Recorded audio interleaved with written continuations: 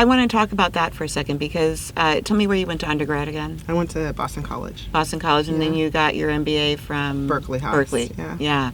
UC Berkeley Haas School of Business. So you're smart. You're very smart. You're savvy. You're good at business. When we sat down for lunch, I was really impressed by your business prowess and everything that you've done and what you bring. Can you tell us how you got to the point where you created Optimist Made? Yes. So I and how old were you when you started? Optimist Made? Yeah. I was 38. 30. Perfect. Okay. Mm-hmm. Yeah. So I had been working for huge corporate behemoths my whole career in global marketing, and I just decided for myself that I wanted to work on. I've always been an entrepreneur at heart, and I wanted to work for a challenger brand rather than a leading brand, because I just wanted to see what it was like to truly take a brand and grow them from where they were into a leader in their category. And so I went to a turnaround at Quicksilver.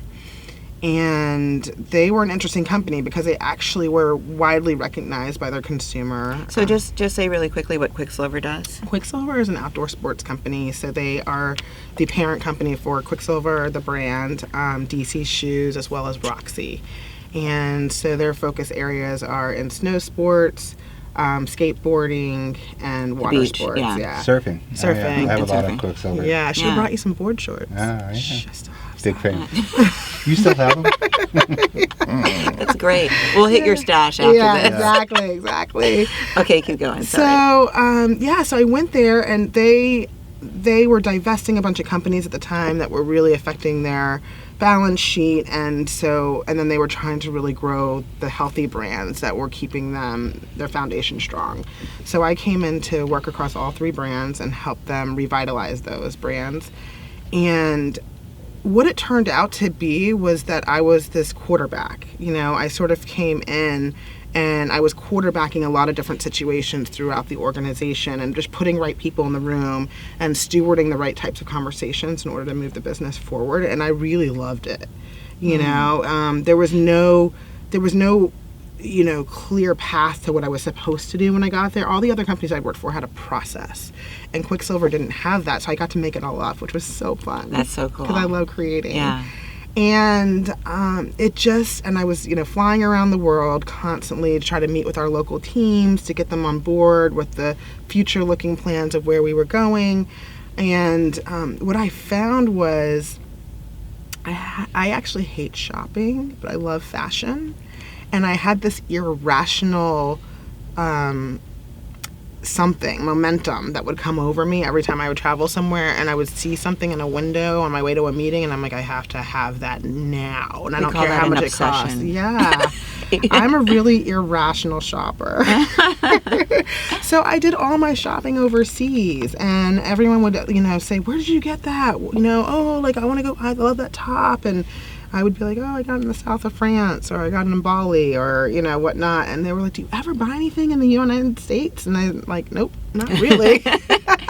But I felt like that was something I wanted to bring back to people here in the United States. And on top of that, I was meeting really cool makers all over the world that were just fighters and hustlers trying their hardest to just make, their work be seen by others. Mm-hmm. And which pulls at my heartstrings. And so I just felt like I need to create a connection between all of this because there's something here. Yeah. And so actually I ended up getting laid off from Quicksilver. And I said, okay, well, what next? Because I didn't have the idea yet.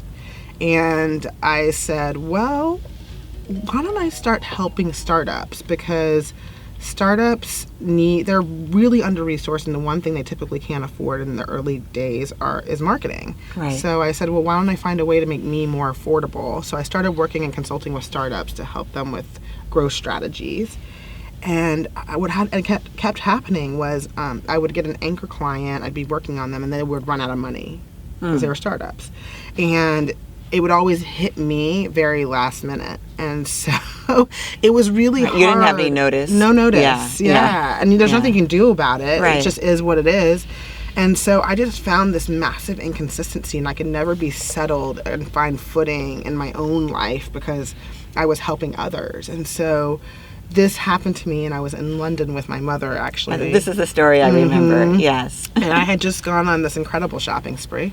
Yes. Incredible being the opportune word. And I open up my phone, and I'm just checking some emails. I'm actually going to a meeting, and I get this email from my client saying, this will be your last month. We didn't get the funding we thought we were going to get.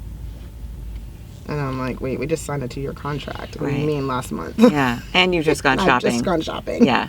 And I looked at my mom, and I'm like, I probably shouldn't keep these clothes. I'm like, this is, And I'm like, this is crazy. So I took a beat to like sit with the fact that I just lost my biggest client. And then I was like, well, how do I turn lemons into lemonade?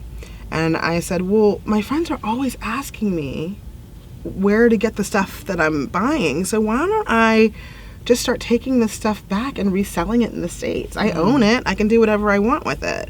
And that's really how Optimist Made was born. It was born out of what to me was a tragic moment, in my personal life. And I turned it around into an opportunity. And then I went to sleep that night, and I woke up and I turned it into a whole company. Wow. Yeah. Wow. Yeah.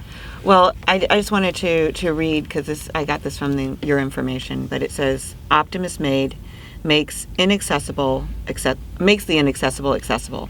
It delivers an unconventional way of chasing retail therapy by taking the consumer on a journey while giving independent fashion designers a destination where they can have a voice and be discovered. Yeah. Right? Yeah.